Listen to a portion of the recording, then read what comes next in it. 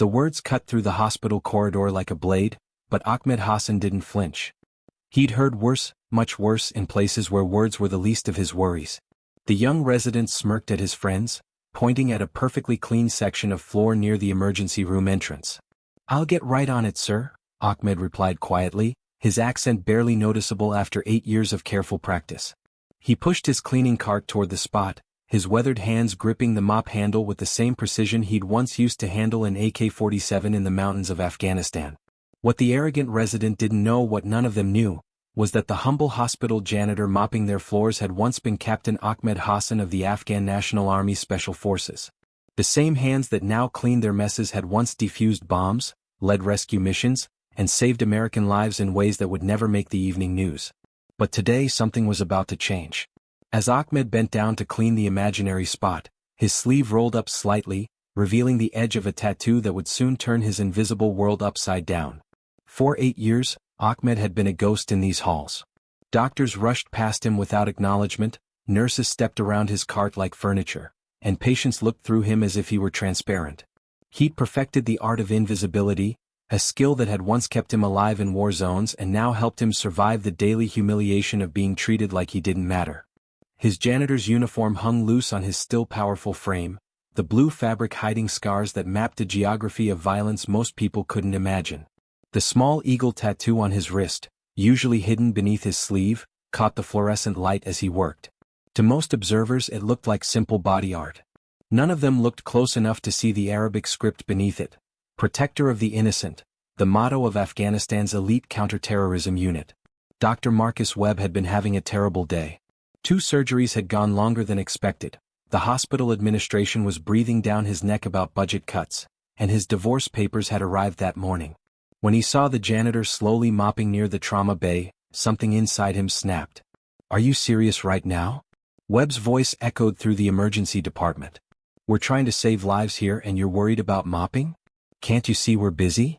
Ahmed looked up calmly, his dark eyes meeting the doctor's angry stare. "I apologize, doctor.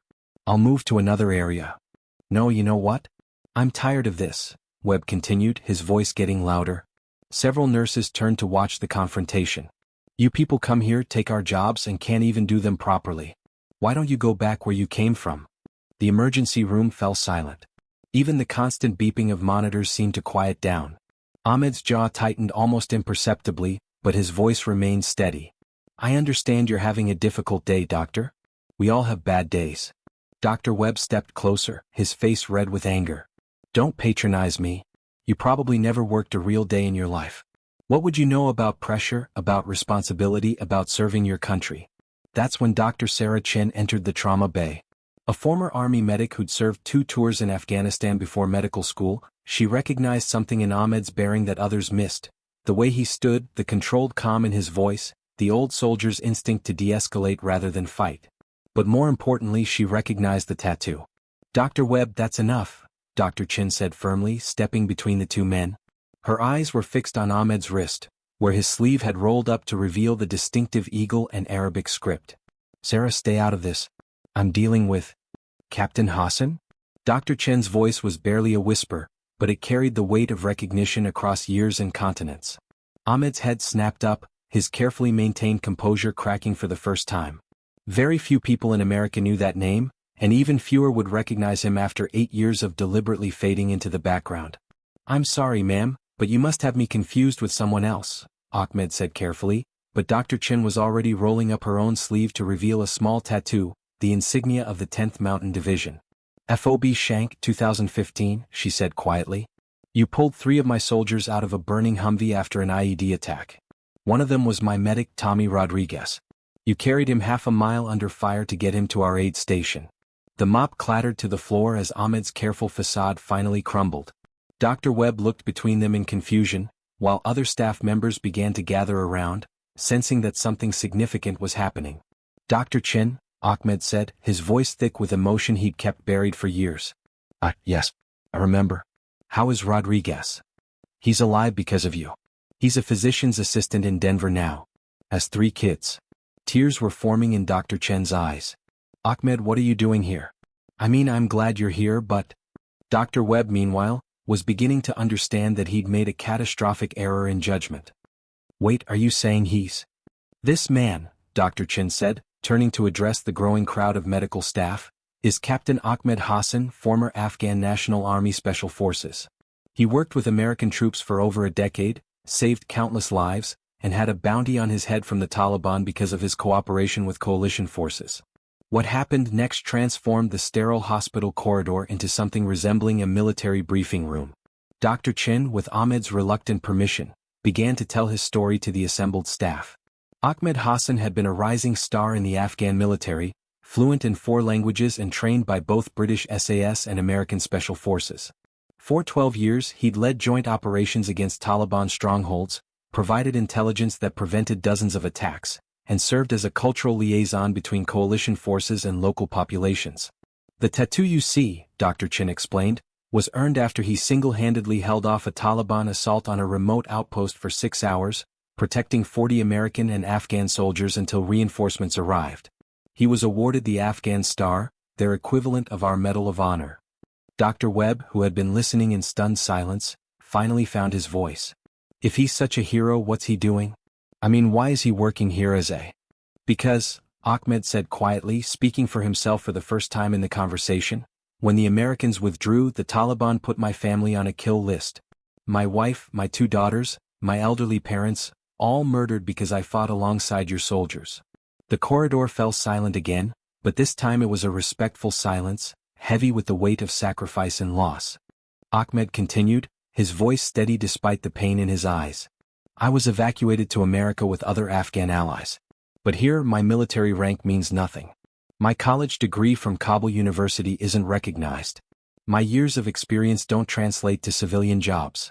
So I clean floors and empty trash cans, and I'm grateful for the work because it keeps me alive and gives me purpose." Dr. Chin reached into her pocket and pulled out her phone. "I'm calling someone," she announced. "There's a program for Afghan veterans, people who served with coalition forces. You shouldn't be—" "Dr. Chin," Ahmed interrupted gently. "I appreciate your kindness, but I've been down this road before. There are programs, yes, but they're overwhelmed. There are thousands of Afghan interpreters and soldiers in America now, all with similar stories. The waiting lists are years long." "That's not acceptable," said a new voice from the back of the crowd. Everyone turned to see Dr. James Morrison, the hospital's chief of staff, pushing through the assembled medical personnel. Unlike his namesake from the earlier story, this Morrison had been listening carefully to everything that had transpired. "Captain Hassan," Dr. Morrison said, extending his hand. "I served as a Navy corpsman in Iraq. I know what it means to have local forces watching your back. The fact that you've been working in my hospital for 8 years without any of us knowing your background is, well, it's a failure on our part." Ahmed shook the offered hand cautiously. "Dr. Morrison, I don't expect special treatment. I just want to work and be left alone." "That's not going to happen," Morrison replied firmly. "Not because we're going to bother you, but because you're not going to be cleaning floors anymore. We have a position opening in our security department, head of emergency preparedness and threat assessment. It requires someone with your background, your language skills, and your tactical experience." Dr. Webb, who had started this entire confrontation with his thoughtless cruelty, stepped forward. His face was pale with shame and regret. "Captain Hassan, there's no excuse for what I said. I was having a bad day, but that doesn't justify the way I treated you. I'm sorry isn't enough, but it's all I have." Ahmed studied the young doctor for a long moment. "Dr. Webb, in my country we have a saying, a man's character is revealed not when he's comfortable, but when he's under pressure. Today showed me your character, yes, but also your willingness to admit your mistakes. That takes courage too." 6 months later, Ahmed Hassan walked through the same hospital corridors, but everything had changed. Instead of a janitor's uniform, he wore a security supervisor's badge and carried himself with the bearing of the soldier he'd always been. His new role involved coordinating with local police, training staff for emergency situations, and yes, providing cultural competency training for the many Afghan refugees who came to the hospital for care. The transformation hadn't been without challenges. Some staff members struggled to see past their initial impressions, and Ahmed had to work twice as hard to prove himself in his new role. But Dr. Chin had become a powerful ally, and Dr. Morrison had backed every decision Ahmed made. Dr. Webb had perhaps changed the most of anyone. The confrontation had forced him to examine his own prejudices and assumptions. He'd begun volunteering with refugee assistance programs and had become one of Ahmed's strongest supporters in the hospital. "I still think about that day," Webb told Ahmed during one of their regular coffee meetings. "About how close I came to destroying a good man's reputation because I was too ignorant and angry to see who he really was." "Dr. Webb," Ahmed replied, stirring sugar into his tea, "that day was difficult, yes. But it was also necessary. I had been hiding for 8 years, afraid to be seen, afraid to be known. Your anger, as painful as it was, forced me back into the light." Ahmed's story had spread beyond the hospital walls. Local news stations picked up the story of the janitor-turned-security chief who was really a war hero. But Ahmed insisted that the focus be on the broader issue of refugee integration and the untapped potential of immigrant communities. "I am not unique," he told a gathering of medical professionals at a regional conference. "In every hospital, every school, every workplace in America, there are people with extraordinary backgrounds doing ordinary jobs. The question is not whether they're capable of more, it's whether we're capable of seeing their potential." The hospital had started a program to better utilize the skills of immigrant employees. The night custodian turned out to be a former engineering professor from Syria. A cafeteria worker was a trained nurse from Somalia whose credentials hadn't been recognized. A parking attendant was a former police detective from El Salvador. "We discovered we had been sitting on a goldmine of talent and experience," Dr. Morrison explained to a healthcare administration journal. "Our mistake was assuming that current job titles reflected actual capabilities." 2 years after the confrontation that changed everything, Ahmed stood in the hospital's main conference room addressing a group of new residents and medical students. Dr. Chin had asked him to speak about cultural competency and the importance of seeing patients as whole human beings. "When you look at a patient," Ahmed told the young doctors, "you see someone who needs your medical expertise. But remember that each person carries within them a universe of experiences, knowledge and wisdom that you may never suspect. The elderly Afghan woman who seems confused and difficult? She might be a former teacher who educated hundreds of children. The quiet Salvadoran man in the waiting room? He might be a farmer who knows more about natural medicine than you learned in medical school." In the back of the room, Dr. Webb listened intently. He'd heard Ahmed speak many times now, but the message never got old. It was a reminder that had changed not just how he treated patients, but how he moved through the world. After the presentation, a young resident approached Ahmed with questions about treating trauma in refugee populations. As they talked, Ahmed noticed the resident's genuine curiosity and lack of prejudgment. This is how change happens, Ahmed thought to himself. One conversation at a time, one open mind at a time. Ahmed Hassan still walked the same hospital corridors where he'd once been invisible, but now he was seen. Not just as a security supervisor or a former soldier, but as a bridge between worlds, a reminder that heroism often comes in unexpected packages. The small eagle tattoo on his wrist was no longer hidden beneath his sleeve. The Arabic script beneath it, "Protector of the Innocent," had new meaning in this new context. He was still protecting people, just in a different way. Sometimes, late at night when the hospital was quiet, Ahmed would remember his family, his wife Fatima, his daughters Noor and Layla, his parents who had been so proud of their son the soldier.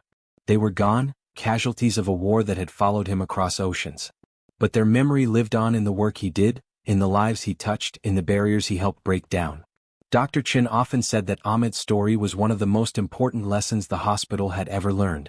Not just about prejudice and assumptions, but about the incredible resilience of the human spirit and the potential that exists in every person, regardless of their current circumstances.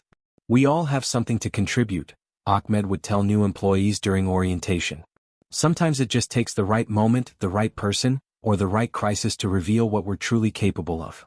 And in the hospital corridors where he'd once been invisible, Ahmed Hassan had become unforgettable, not as the janitor who was more than he seemed, but as the reminder that everyone is more than they seem. You just have to be willing to look. Real strength is not in hiding who you are, but in having the courage to be seen for who you truly are, regardless of how others might judge you.